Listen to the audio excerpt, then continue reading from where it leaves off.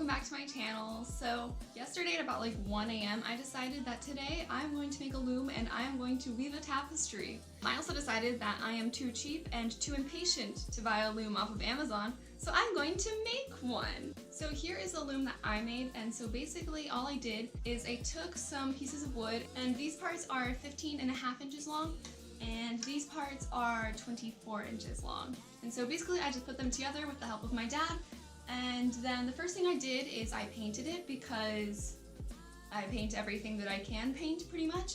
And then I took a ruler and then I started off marking spaces that were a centimeter apart, and I started putting nails into it, and the nails I had were very long and very difficult to put in. So I ended up going back and finding some really tiny nails that my dad had, and I decided to space them out 1/4 inch apart instead of a centimeter so they would be a little bit closer together. And to make it easier to nail them in, I started to use a little drill and I started drilling tiny little holes in. And my nails are really, really short, so I ended up drilling the first ones a little bit too big. So I had to take them all out, and then the third time was the charm, because I just put a tiny little itty bitty hole in and then nailed the tiny little nails in place so that they would hold strong enough. And it worked really, really well, and I got them all in, and I think it worked pretty well, and I had to redo one of the sides because I messed it up too many times, so there's a bunch of holes back here, but we just ignore that. And so after I got all of those nails in, which took me way longer than expected, but they all are in, so now it's time to go get weaving!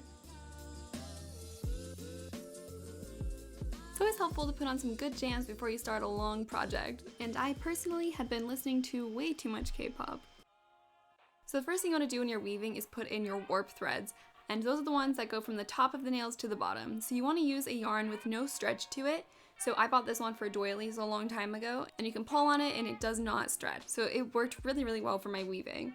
And so basically I just tied it to the first little nail, and then I went over the top, hooked it over 2 nails, and brought it down, hooked it over 2 nails, brought it up, hooked it over 2 nails, and did that all the way across my loom.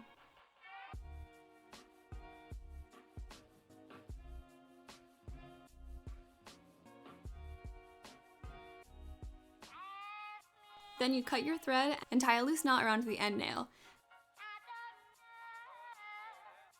And those are your warp strings, and it's very satisfying to run your hand across them. It was very satisfying. So next I'm trying to tighten up the warp strings a little bit. And so basically I was pulling one string up and bringing the corresponding string down and repeating that all the way across it. And I had quite a bit of extra string after that. And you want to make sure that they're tight but not too tight. So you should still be able to run your hand over it and make them a little bouncy wavy motion. Like this. Very satisfying. I honestly did this for much longer than I put in the video. Very, very satisfying though. And here I don't know what I was doing, but I was like, dun, dun, dun, dun, dun, dun, dun, dun, dun. Yeah, you get it, right? I don't know. So next it's time to pick out your yarns. And so I went around my house and kind of picked the yarns that I liked for my color scheme. And I didn't have a whole lot of variety, unfortunately, and so I kind of wish I had a little bit more variety, but I made it work with mine. So next I took some cardstock and I folded it into this little paper thing. And so you want to weave those through your first layer so you have a border and you don't get too close to the edge of the loom, so you have enough warp thread to finish it off. I also weaved in a little stick through, so it makes it easier to weave faster. And so you can turn it up and have a little space in between it. I then took my first yarn and started just weaving it through. And so when you're weaving, you put the first yarn over, the next one under, then over, then under, then over, then under, till you get all the way through.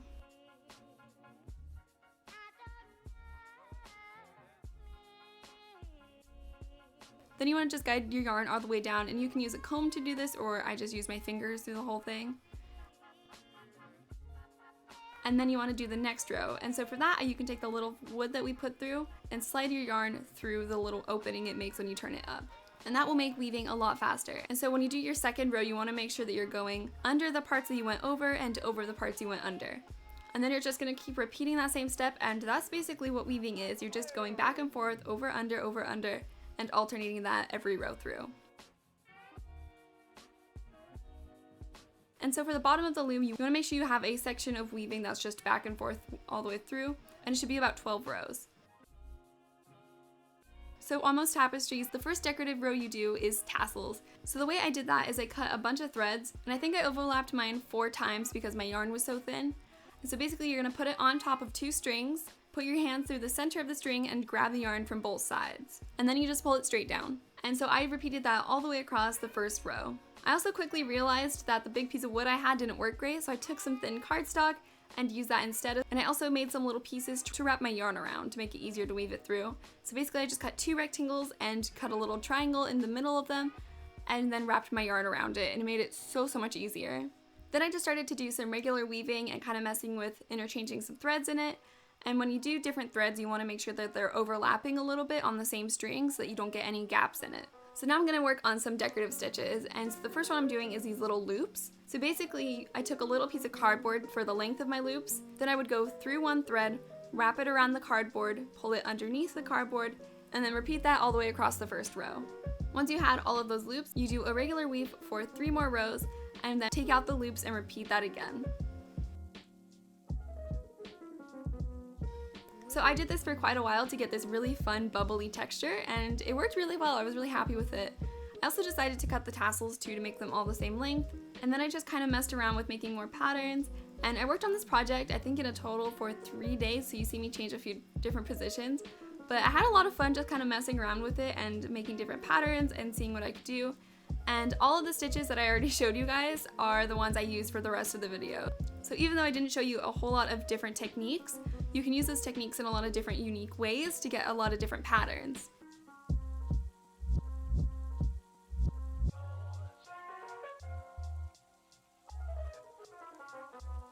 And I honestly don't really know what I was going for with my tapestry, but I ended up having a lot of fun with it.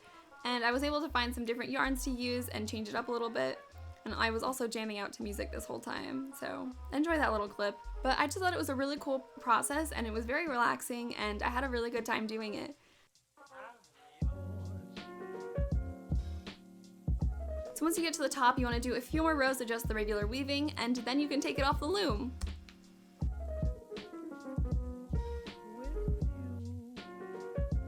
And so if you look at the back, it is a big mess, and when you're weaving and changing threads, you don't tie any knots at all, you just leave them hanging. So it gets a little bit crazy, but so when you're taking it off the loom, you want to cut the first thread, lay it across the next thread, and then put the little end through the loop that makes and pull that straight down.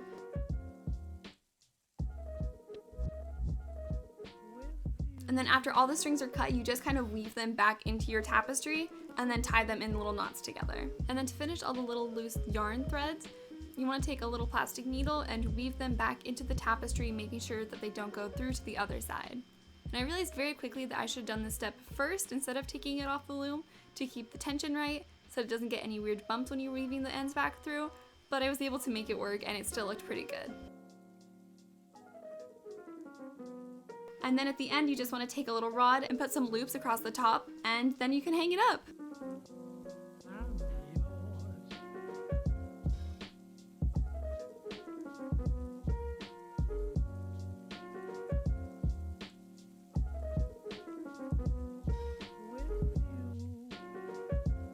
And here is my finished tapestry.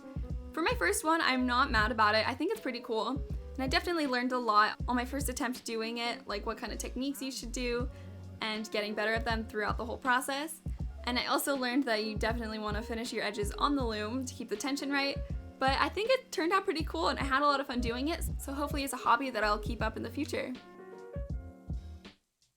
And that is all I have for you guys today. Thank you so much for watching. I hope you enjoyed it. I learned most of the techniques that I used in the video from a With Wendy video. If you haven't checked her channel out, you really should. She makes a lot of cool crafty tutorials, so I'll link the one below that I watched. And if weaving is something you've never given a go, I hope the video kind of inspired you guys to give it a try. So thanks again for watching. Bye!